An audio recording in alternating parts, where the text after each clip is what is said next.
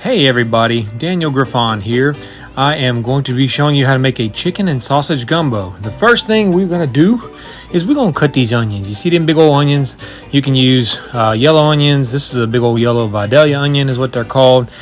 But you're going to cut the tops and bottoms off of the onion. Alright, next we're going to cut a little sliver right there so we can peel the top layer of skin off.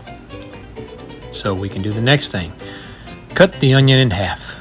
And now we're going to dice. So I dice long ways, and then I dice short ways. Okay? And you're going to see the finished product. But you can also use pre-chopped veggies. It's not a big deal. But I kind of like to do this because it just adds a little extra heart into my work. You know, that sounds kind of corny. But I actually do believe that it does help. So anyway, once you dice the onions, I'm going to go ahead and put them in my big old pot and cry a little bit.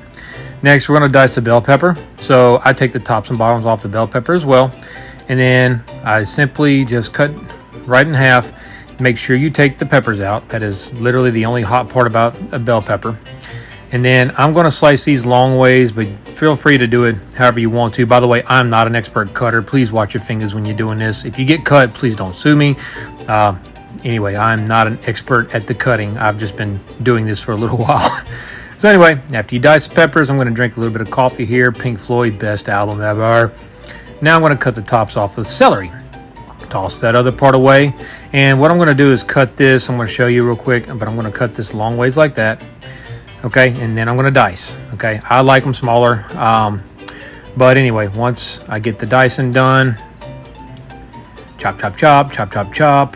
By the way, thank you to my wife for helping me make this video. Without her, you just got this weird camera angle. Anyway, so now we're making the roux, okay? And there's a store-bought roux, but basically roux is basically you can use butter or oil, and you're using equal parts flour.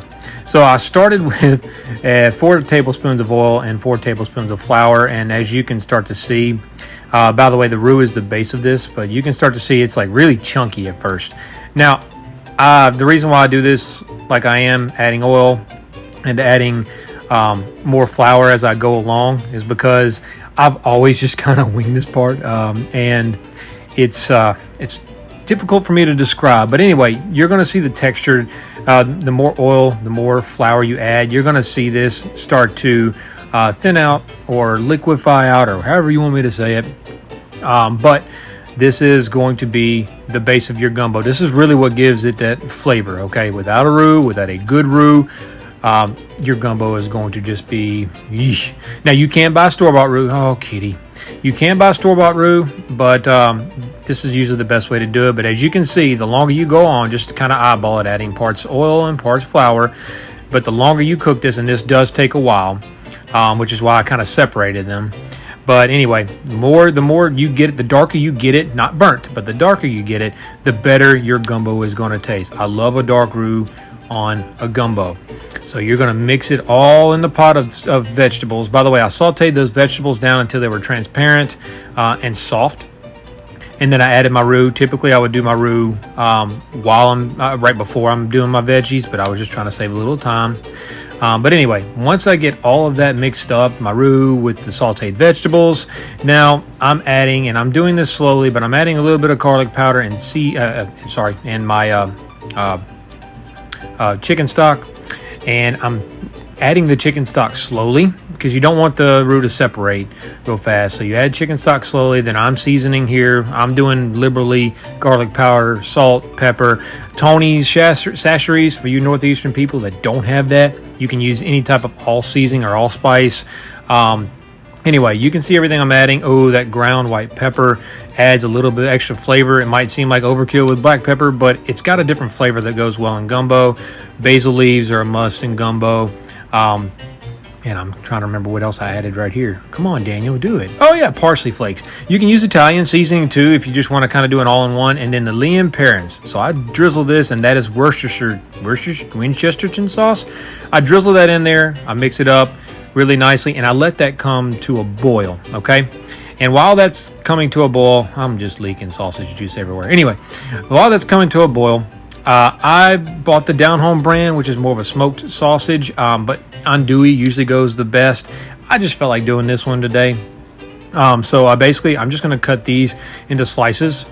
Okay, I like the smaller the slices, the more sausage you feel like you got in your gumbo. I like this brand because it's in a pound and a half, and I stick it in the gumbo once I slice it. Okay, and don't worry about the roux or the color right now. It gets thicker as time goes on. But once I have it in there, I'm letting that boil, come to a boil, and then I let it simmer for about an hour. So this does take a little bit of time. The chicken, I went ahead and threw it in a crock pot with some seasoning. And basically what I did was I just pulled that chicken apart, and now I'm adding it into the gumbo after the hour is up.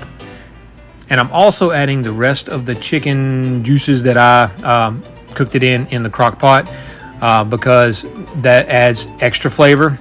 And then after this, I'm letting this sit for another 30 minutes. And there's the finished product. And actually, this was probably one of the better ones I made, and I really thought I had messed the roux up because I usually did it a little bit out of order, and I'll explain later. But there it is. It was absolutely great.